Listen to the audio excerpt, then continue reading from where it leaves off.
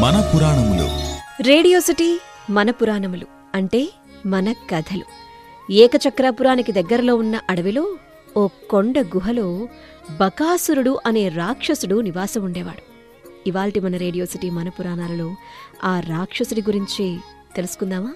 ఆ బకాసురుడు ఊరిమీద పడిపోయి జనాలందరినీ కూడా ఇష్టారాజ్యంగా తింటూ బతికేవాడు.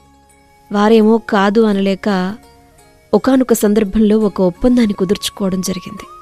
రోజుకు ఒక బండి నిండా అన్నం, ఒక దున్నపోతు, ఒక మనిషి బకాసురుడికి ఆహారంగా పంపిస్తాం అని చెప్పి, బకాసురా నీకు ఆహారంగా పంపిస్తాం అని చెప్పి ఒప్పందం అంట.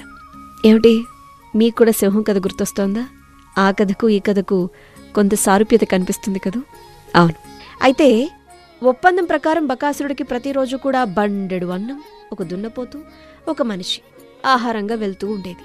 తీరా ఒకరోజు లక్షాగృహం కాలిపోయిన తరువాత పాండవులు అరణ్యవాసాన్ని సాగిస్తూ ఏకచక్రాపురం చేరుకున్నారట.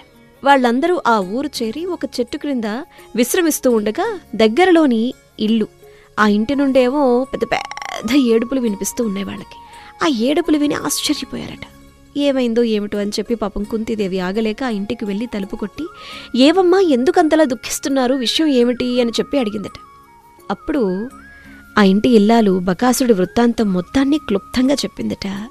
ఆ రోజు బకాసురుడికి వెళ్లాల్సినటువంటి బండెడు అన్నం దున్నపోతుతో వారింటి మనిషిని ఆహారంగా పంపించాలి. అమ్మా, మా ఇంట్లో నుంచి ఒకరు వెళ్లాల్సి ఉంది, రాక్షసుడికి ఆహారంగా నా భర్తే వెళ్తానంటున్నాడు, నేనది భరించలేను అని చెప్పి నేనే వెళ్తాను అని చెప్పి అంటూ ఉంటే ఆయన వినడం లేదమ్మా.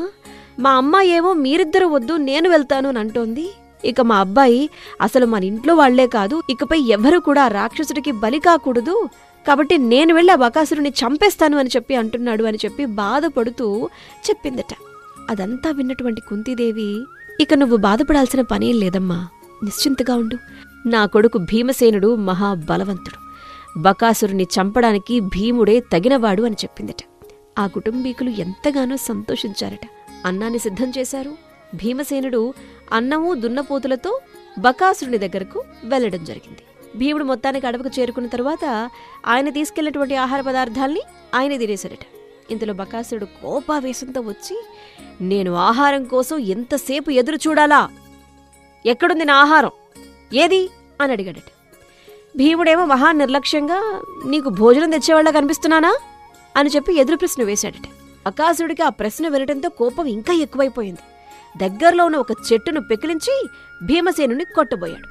భీముడు ఆ చెట్టును పూచిక పుల్లలా విరిచేసి తాను మరో చెట్టును పెకిలించి బకాసురుని కొట్టారట. ఇద్దరు చాలాసేపు కలబడ్డారు. చివరికి భీముడు బకాసురుణ్ణి చంపేశాడు.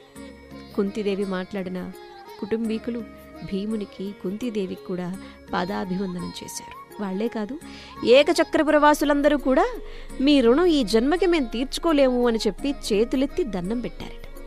అది భీమ బకాసుర కథ.